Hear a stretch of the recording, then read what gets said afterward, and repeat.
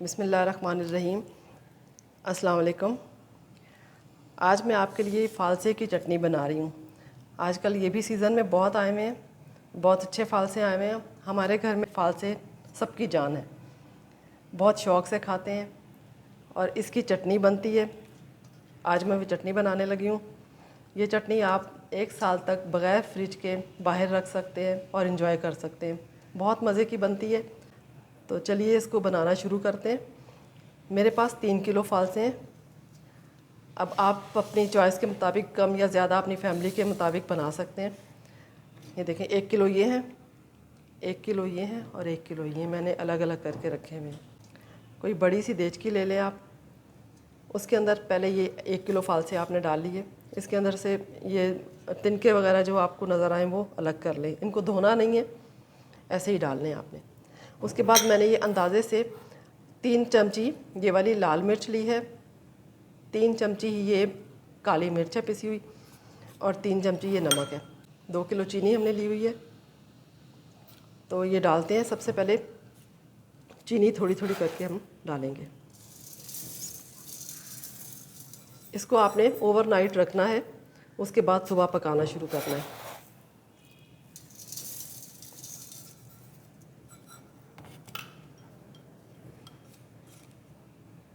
इस तरह से करके ये नमक थोड़ा थोड़ा डाल दें अपने अंदाज़े के मुताबिक। इसी तरह ये काली मिर्च,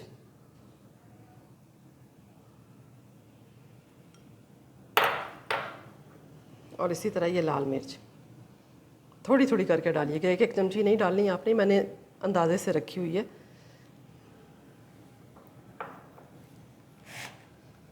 उसके बाद इसके ऊपर फिर फ़ालसे डालें आप।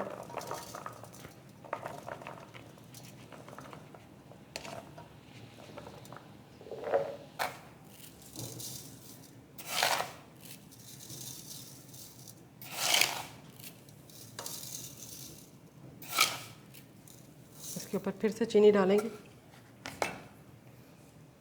इस तरह फैला के डालना आप ये सब कुछ। फिर से नमक थोड़ा कम डालिएगा।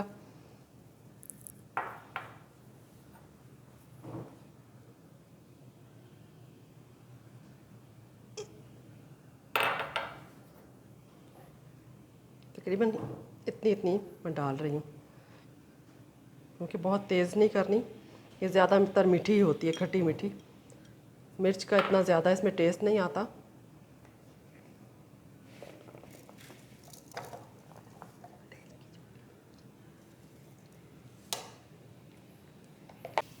हो सके तो आप बड़ा पैन ले लें, बड़ी देचकी कोई हो तो बहुत अच्छी है।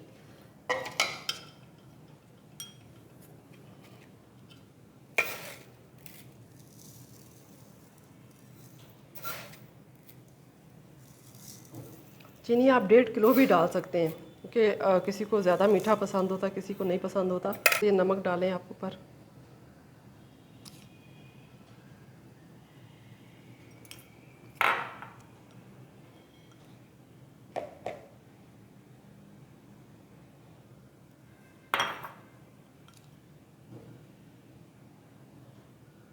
फिर से काली मिर्च और लाल मिर्च। ये कोई हार्ड एंड फास्ट रूल नहीं है कि आप ने इतनी डालनी, इतनी क्वांटिटी में डालनी है। आप अपने टेस्ट के मुताबिक थोड़ा थोड़ा सा डाल सकते हैं। अब इसको हम ओवरनाइट रख देंगे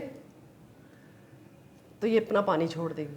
उसके बाद हम सुबह इसको हल्की आंच पे पकाना शुरू करेंगे। ये देखें, ये पूरी रात के लिए मैंने इसको रख दिया था। अब ये सुबह मैं इसको हल्का चूल्हा जला के इसको पकाने लगी हूँ। बिल्कुल स्लो आपने आंच रखनी है और इसको पकने देना है। देखें, इसने ये पानी छोड़ दिया। मैं देखें, ये अपना और पानी रिलीज़ करेगा। इसको भी पकने देना। बीच बीच में मैं इसको हिलाती रहूँगी और आपको बताऊँगी फिर। देखें, इसको 1 घंटा हो गया पकते हुए, तो इसकी ये पोजीशन हुई है। इतना पानी इसने रिलीज़ कर दिया, लेकिन अभी और पकेगा ये। आंच आपने हल्की ही रखनी है, आंच आपने तेज़ नहीं करनी बिल्कुल भी, वरना ये अच्छी नहीं बनेगी और पानी जल्दी सूख जाएगा इसका। और इसमें इतना लिक्विड रखना है कि ये फालसे इसके अंदर डूबे रहें, तो फिर ये ख़राब नहीं होती काफ़ी अरसे तक। मैं आपको बताऊंगी फिर। अभी ये हल्की आंच है, पक रही है अभी। ये देखें, ये चटनी अब तैयार हो गई है। इसको 2 घंटे मैंने पकाया है। हल्की आंच पे पकाना है क्योंकि तेज़ आंच पे पकाएंगे तो वो पानी ड्राई हो जाएगा और ये सही गलेंगे नहीं। तो इतना लिक्विड इसके अंदर होना चाहिए। ये देखें, ये फालसे इसके अंदर डूबे रहने चाहिए, तो ये साल भर ख़राब नहीं होगी इंशाल्लाह। तो ये तैयार है। अब इसको बाउल में निकालती हूँ। ये ठंडी होके इसका लिक्विड गाढ़ा हो जाएगा। ये देखें, ये फालसे की चटनी तैयार है। थोड़ी सी मैंने इसमें निकाली। इतना लिक्विड आप रखिएगा ज़रूर, ये बहुत मज़े की बनती है। आप ट्राई करेंगे तो आपको पता चलेगा। तो ये ज़रूर बनाइएगा इसी रेसिपी से। चीनी आप अपनी मर्ज़ी के मुताबिक ज़्यादा कम कर सकते हैं।